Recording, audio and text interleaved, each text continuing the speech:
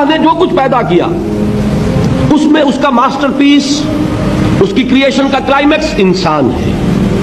اور انسان کی زندگی صرف یہ زندگی نہیں ہے جو اس دنیا میں بسر کرتا ہے. میں نے وہ شعر سنایا تھا آپ کو، آخری تاجدار ہند بہادر شاہ ظفر کہ عمر دراز مانگ کے لائے تھے 4 دن، 2 آرزو میں کٹ گئے 2 انتظار میں.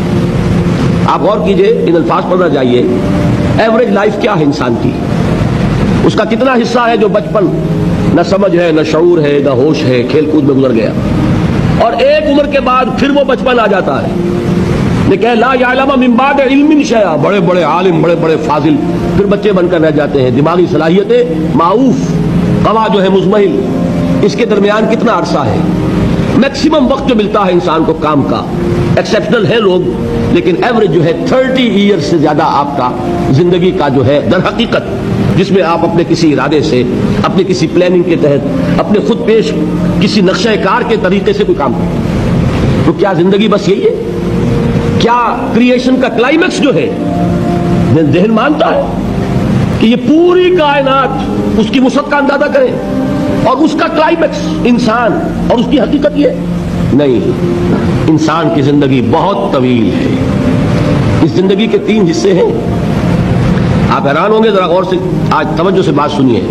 2 تو سب نے سنے ہیں، میں 3 کہہ رہا ہوں. ہماری کریشن کب ہوئی تھی؟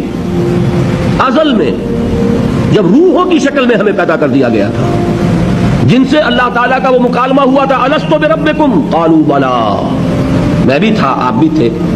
ہر شخص نے اللہ سے معاہدہ کیا تھا، الستو بربکم قالوا بلا، کیوں نہیں، شہیدنا، ہم گواہ ہیں، اے اللہ تو ہی ہمارا رب ہے، ہمارا مالک ہے. یہ معاہدہ کیا تھا کہ نہیں؟ ہم سب تھے. فرق کیا ہے؟ صرف ہماری ارواح تھی، یہ اجساد نہیں تھے، جسم نہیں تھے، ارواح تھے. تو کریشن تو اس وقت سے ہے. ایک زندگی ہماری وہ ہے جو ہم بتا آئے. ایک زندگی یہ ہے کہ ایک جسم کے ساتھ، وہ جسم جو زمین سے بن رہا ہے، پیدا ہو رہا ہے، زمین کی غذا سے پل رہا ہے، اس کے ساتھ اس روح کو شامل کر دیا گیا. یہ ہماری حیات دنیاوی ہے.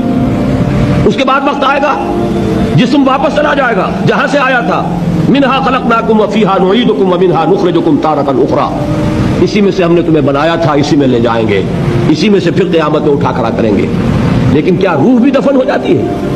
نہیں. تمہاری اصل حقیقت وہ اس وقت لوٹتی ہے وہاں جہاں سے وہ آئی تھی. یہ مفہوم ہے انا للہ و انا الیہ راجعون. ہماری ارواح وہاں سے آئی تھی، وہیں لوٹ جائیں گی. ہمارا جسم زمین سے آیا تھا، زمین میں لوٹ جائے گا. یہ زمینی شے ہے، وہیں سے آئی تھی، وہیں دفن ہو جائے گی. دفن ہو، جلا دی جائے، جو بھی ہو وہیں جائے گی. چیلے کھا جائیں گے پارسی کی لاش کو، تو چیلے بھی تو پھر مٹی بن کر مٹی میں مل جائیں گی.